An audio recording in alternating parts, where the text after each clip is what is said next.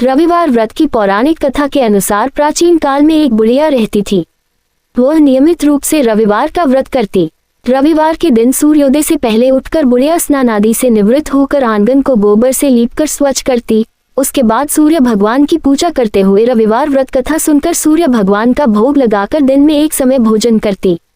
सूर्य भगवान की अनुकंपा से बुढ़िया को किसी प्रकार की चिंता एवं कष्ट नहीं था। धीरे धीरे उसका घर धन धान्य से भर रहा था। उस बुढ़िया को सुखी होते देख उसकी पड़ोसन उससे जलने लगी। बुढ़िया ने कोई गाय नहीं पाल रखी थी, अतः वह अपनी पड़ोसन के आंगन में बंधी गाय का गोबर लाती थी। पड़ोसन ने कुछ सोचकर अपनी गाय को घर के भीतर बांध दिया। रविवार को गोबर न मिलने से बुढ़िया अपना आंगन नहीं लीप सकी। आंगन न लीप पाने के कारण उस बुढ़िया ने सूर्य भगवान को भोग नहीं लगाया और उस दिन स्वयं भी भोजन नहीं किया। सूर्यास्त होने पर बुढ़िया भूखी प्यासी सो गई। प्रातःकाल सूर्योदय से पूर्व उस बुढ़िया की आंख खुली तो वह अपने घर के आंगन में सुंदर गाय और बछड़े को देखकर हैरान हो गई। गाय को आंगन में बांधकर उसने जल्दी से उसे चारा लाकर खिलाया।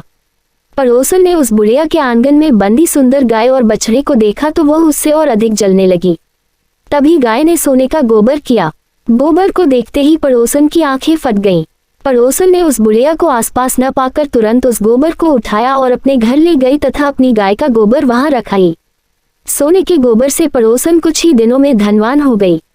गाय प्रतिदिन सूर्योदय से पूर्व सोने का गोबर किया करती थी और बुढ़िया के उठने के पहले पड़ोसन उस गोबर को उठाकर ले जाती थी। बहुत दिनों तक बुढ़िया को सोने के गोबर के बारे में कुछ पता ही नहीं चला। बुढ़िया पहले की तरह हर रविवार को भगवान सूर्यदेव का व्रत करती रही और कथा सुनती रही।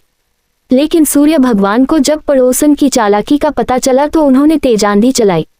आंधी का प्रकोप देखकर बुढ़िया ने गाय को घर के भीतर बांध दिया।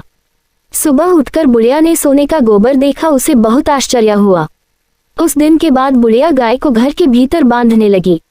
सोने के गोबर से बुढ़िया कुछ ही दिन में बहुत धनी हो गई। उस बुढ़िया के धनी होने से पड़ोसन बुरी तरह जल भूनकर राख हो गई और उसने अपने पति को समझा बुझाकर उसे नगर के राजा के पास भेज दिया। सुंदर गाय को देखकर राजा बहुत खुश हुआ। सुबह जब राजा ने सोने का गोबर देखा तो उसके आश्चर्य का ठिकाना न रहा।